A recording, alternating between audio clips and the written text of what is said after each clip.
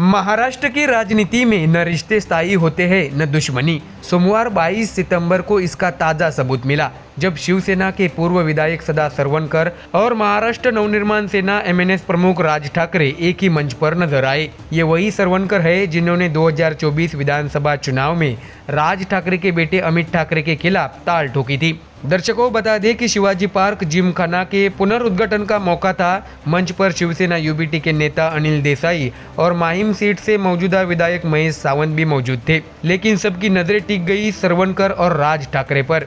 ऐसे में सदा सरवणकर ने मीडिया से बात करते हुए कहा है कि मैंने राज साहब का आशीर्वाद लिया, उन्होंने मेरी पीठ थपथपाई। हमारा रिश्ता बहुत पुराना है। चुनाव एक अलग मुद्दा है, लेकिन रिश्ते कभी नहीं टूटते। दरअसल दर्शकों, सरवणकर और राज ठाकरे का रिश्ता नया नहीं है।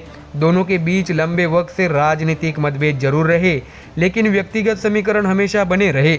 यही वजह है कि सरवणकर ने मंच पर खुलेआम कहा, आज मैं उनका पड़ोसी हूँ। लेकिन दर्शकों, कहानी सिर्फ रिश्तों की नहीं, राजनीति की भी है। 2024 के विधानसभा चुनाव में माहिम सीट पर त्रिकोणीय मुकाबला हुआ था। उद्धव ठाकरे गुट के महेश सावंत को मिले 50,213 वोट, सदा सरवणकर को मिले 48,897 वोट, जबकि अमित ठाकरे को मिले थे 33,062 वोट। और इसका परिणाम ये रहा था कि उद्धव ठाकरे गुट के महेश सावंत चुनाव जीते और सरवणकर दूसरे और अमित ठाकरे तीसरे नंबर पर रहे। और यही से सरवणकर और ठाकरे परिवार के बीच खटास गहराई। बता दें कि सदा सरवणकर की राजनीति का ग्राफ भी किसी फिल्मी स्क्रिप्ट से कम नहीं है।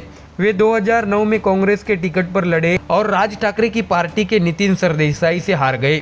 2014 में शिवसेना के टिकट पर वापसी की और उसी सरदेसाई को मात दी। 2019 में फिर जीत दर्ज की, इस बार एमएनएस के संदीप देशपांडे को हराया। यानी राजनीति में दुश्मन भी वही, प्रतिद्वंदी भी वही, बस वक्त के साथ पार्टी और हालात बदलते गए। ऐसे में दर्शकों, अब बड़ा सवाल यही है, क्या सरवणकर और राज ठाकरे की ये मुलाकात सिर्फ शिष्टाचार भर थी या फिर ये 2029 की राजनीति की ट्रेलर क्लिप है?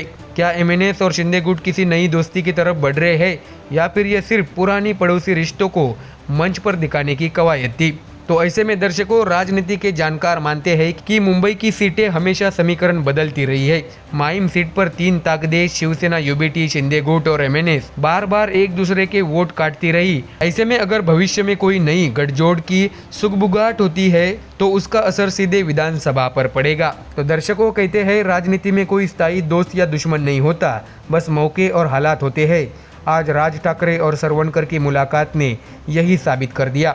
अब देखना यह है कि ये मुलाकात सिर्फ आशीर्वाद तक सीमित रहती है या भविष्य की राजनीति का कोई नया अध्याय लिखती है। ऐसे में रिश्ते बनाम राजनीति की ये कहानी जारी रहेगी। फिलहाल इस खबर में इतना ही। देश और दुनिया की बाकी और खबरें जानने के लिए जुड़े रहिए हमारे चैनल MDR न्यूज़ के साथ। धन्यवाद।